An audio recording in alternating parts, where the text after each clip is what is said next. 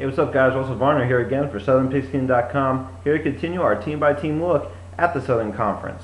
This week we're going to take a look at the Elon Phoenix, a team that finished 9-3 overall and 7-1 in conference play last year, good for second overall in the Southern Conference.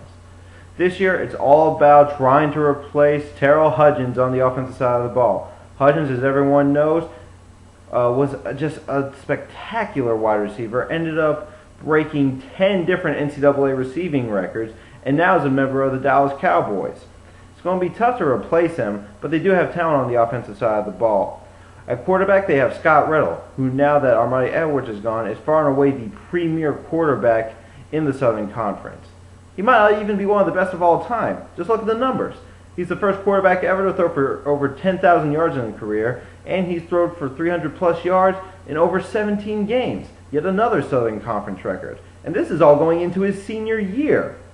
And now he has lots of talent around him on the offensive side of the ball as well, especially in the backfield, which is why I think Elon might actually have a little more emphasis on the running game this year. They have Jamal Schumann, the speed back, Brandon Newsome, the power back, and A.J. Harris, the third down back, and a fellow blogger here at SouthernPigskin.com. It's really hard to prepare for three different guys on any given day. As far as receivers go, they do lose Terrell Hudgens, but return pretty much all their other receivers besides him.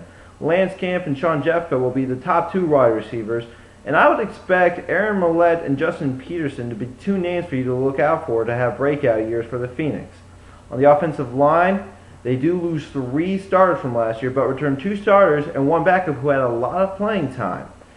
The two starters are Corey O'Shea and John Rubitone. The backup, who will now be starting, Rodney Austin. Three really big guys, and that offensive line is going to be real key in determining just how far Elon can go this year. Along the defensive side of the ball, they do lose a good amount of starters from a defense that finished third overall in the nation last year. On the defensive line, they do lose half their starters, but return defensive end Brandon Ward, who could very well be the emotional leader of this defense and quite possibly the team as well.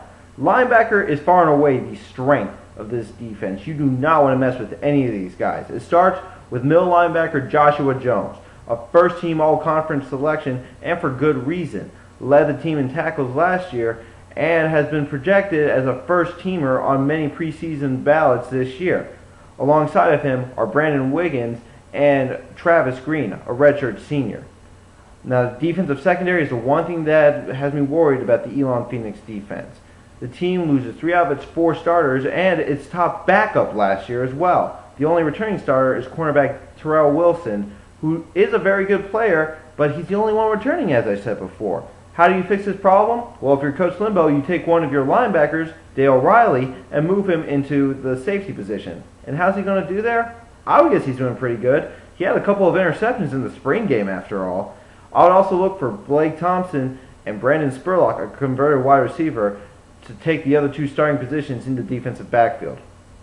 As far as the prediction goes, I see Elon having another strong season this year. They'll be competing with Furman for the second place in the Southern Conference. I really don't see them beating Appalachian this year, especially at Appalachian, a very tough place to play. The last time Elon did lose a very close game.